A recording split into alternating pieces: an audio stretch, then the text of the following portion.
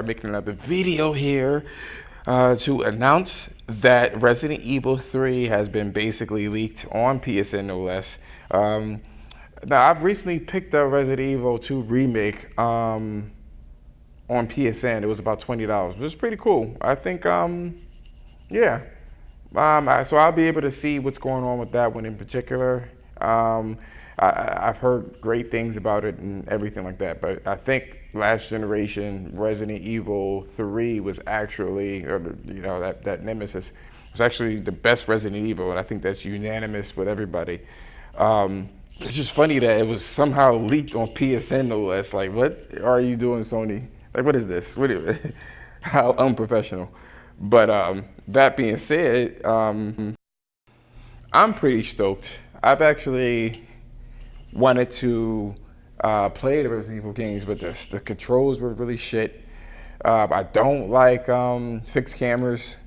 I don't like any of that shit. So, the real narrative here, because on this channel I typically talk about news, not to really relay news, because we all knew this was coming, and I'm sure there's other channels that actually released this news way earlier than me. But I just wanted to kind of like talk about my thoughts on Resident Evil, and I mean, it's a smart move from Comcast, from Capcom. It's a smart move, you know what I mean? They're kind of tugging onto the nostalgia strings for people, and plus, hopefully they'll be able to make an original Resident Evil game that is great. That's what I'm kind of hoping for. So that's what I'm really looking forward to. Now, when it comes to the Resident Evil, I mean, Resident Evil 2 Remake, I was looking at reviews before I picked it up. Not major reviews, but people that have played it before, and they really didn't like the latter half of the game. It seems to fall apart, you know what I mean, because of resources and time constraints and stuff like that. But we'll see. We'll definitely see. So I also want to actually jump into my next subject here, which is the Switch for Black Friday is winning. It is winning. They say that the Switch was amongst the most popular items sold on Black Friday, which is interesting because it was only like what? It was $200. It came with, I believe, Mario Kart, and it was the same sale that they had last year, which is, I'm like, what? But it's been kicking its ass. They were saying too, like, yeah, there we go. So Mario 8, it came with for actually $299, and I mean, I'm not going to be a hater, but I mean, we'll figure out the numbers. It probably sold like 2 times more than the PlayStation 4. But the thing is, Sony never really stocks them. It usually runs out way before Black Friday, and usually the deals are on before Black Friday. So that's something to take into consideration here. There's also been rumblings about this as being Nintendo's strongest year by far. Now, they did release the Lite, and apparently from another coworker, or from not a coworker, but a worker, it didn't do that much. I mean, they only sold about 3. This is in Poland. So I think that's probably the general consensus of it. In essence, with all of this being said, the Switch is on track to become the best-selling console in a single year this generation by a significant margin. You must take into consideration that the Switch is essentially a next-generation console. Matt Piscatella said some crazy shit, and I'm like, bitch. He says the implications in this article that the Switch is doing well because the PS4 and the Xbox is old and long in the tooth. Okay, so what is it exactly, Matt? Like, what is it? Like, what exactly is the reasoning, the Switch is selling so much? There are about 40 million people that have the Xbox One X, right? 40 million. And 100 million people that have the PS4s and PS4 Pros, of course. I don't understand what, Now, again, the Switch's success is not indicative of the success of the old last generation consoles. I'm just going to consider that last generation because it is. The PS4 and the Xbox One came out in 2013, and the Switch came out in what, 1987? I think 2017. So you tell me exactly, you know what I mean? It's a lot of people that have it. Now, granted, the Switch has 40 million people, I think around 40 million people right now.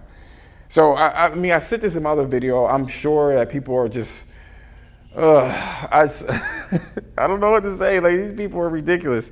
The fanboy wars are out of control. At the end of the day, the Switch is a new console. I mean, people can attribute it to, you know, its software. But it had Pokemon that came out this year. So, I mean, Nintendo pretty much did what they did. You know, they killed it, essentially. They hit that note just right, and people are buying essentially last year's Black Friday deal. You know what I mean? And yeah, they did like the refresh, but I don't know. I think honestly, and I've been known to be pretty accurate with my predictions. It's not like I got any kind of insider information, but I kind of see where things are going. This is not going to last. I guess the new talk is, will the Switch continue to sell when a PS5 and a new Xbox come out? That's the real narrative. That's the real narrative that's happening now, because there are a lot of people that think that the Switch is slowing down everything, is eating everyone's lunch, and that's not the case. It's just a lot of fucking people have the old consoles. And you can't get, honestly, that service in games anywhere else. You can't get a Smash Brothers, you can't get a Mario Kart, unless you get Crash, you know what I'm saying? I don't know if Mario Kart came out this year. It may have. But anyway, you can't get Mario Kart. You can't get, you know, the Pokemon games. Just that type of experience you can't get, period, point blank. And that's what's really holding up the Switch. I don't think any third-party games, and this has always been true, has sold anywhere close to that amount. And I think people need to be aware of that. You need to be aware. You need to understand. I mean, I'm looking at it from a fanboy perspective. Maybe a little biased, but no, I can't even say it's biased. It's not biased because I'm looking at it intelligently. The Switches have 40 million, and it just goes with anything. People get fatigued of the same hardware, and it slows down. This is probably going to be the last year that it's going to do crazy numbers. Of course, it'll do great, but they don't have the. I don't think they have the games on the horizon to back it up. I think that I don't know. I've also heard that the PS5 may launch with Spider-Man. It's not going to launch with Horizon Zero Dawn because, you know, fucking The Last of Us is coming out next year. It's just, and I think it's going to release with The Last of Us, the PS5, a remastered version.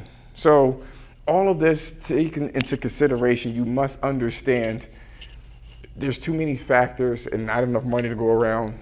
I'm pretty sure that the PS5 and the new Xbox is going to start eating into, you know, Nintendo Switch's lunch at this point in time. It's inevitable.